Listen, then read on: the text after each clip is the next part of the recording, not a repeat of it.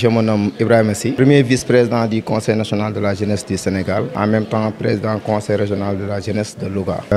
Cette région qui est un carrefour culturel et économique, je souhaite d'abord la bienvenue à mes camarades et collègues du Conseil national de la jeunesse, la délégation du Conseil national, en plus les présidents de conseils régionaux de Dakar, de Matam, de Thiès et de Saint-Louis.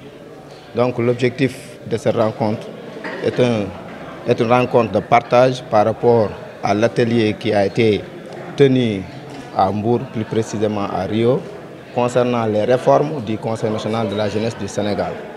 Puisque le Conseil national de la jeunesse du Sénégal, tout le monde sait que c'est la structure représentative de toute la jeunesse sénégalaise, mais les textes ne répondent plus aux attentes de cette jeunesse. Il fallait maintenant avoir une réforme de ces textes, raison pour laquelle on a jugé nécessaire, maintenant, après avoir fait un diagnostic organisationnel de cette structure, nous voulons maintenant aboutir à des réformes et à l'issue de ces conclusions maintenant pour que ça soit plus bénéfique pour la jeunesse sénégalaise. Oui, les attentes de la jeunesse sénégalaise ont toujours été les mêmes attentes, hein. Même s'il y a un changement de nouveau régime, nous, en tant que des membres du Conseil national de la jeunesse du Sénégal, qui représente la jeunesse regroupant 17 000 organisations de jeunesse, nous sommes toujours des commis de l'État et nous sommes aussi des représentants des jeunes.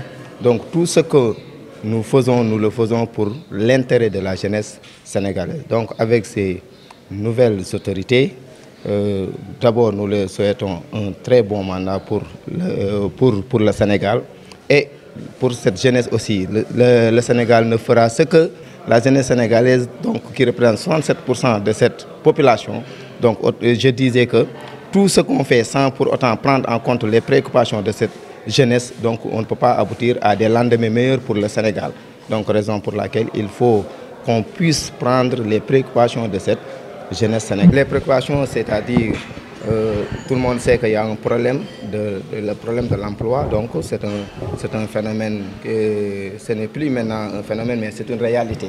C'est une réalité accrue aujourd'hui, puisque tout le monde sait que avec 67%, alors que chaque année nous avons plus de 200 000 demandeurs d'emploi.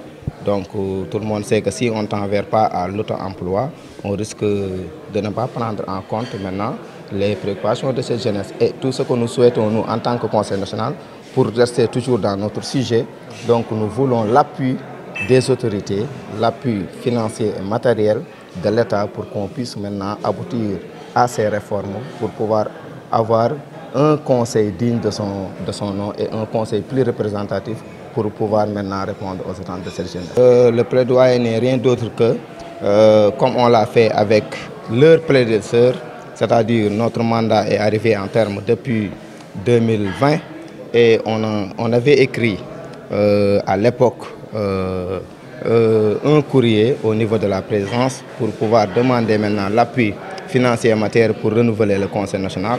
Donc aujourd'hui aussi, puisque, comme je le disais tout à l'heure, notre mandat est arrivé à terme depuis 2020, on a besoin de renouveler le Conseil. Maintenant, pensant que les textes ne répondent plus maintenant aux attentes de cette jeunesse, nous voulons maintenant avoir des textes, c'est-à-dire réformer le Conseil pour qu'on puisse avoir maintenant une organisation qui prend mieux les préoccupations de la jeunesse sénégalaise.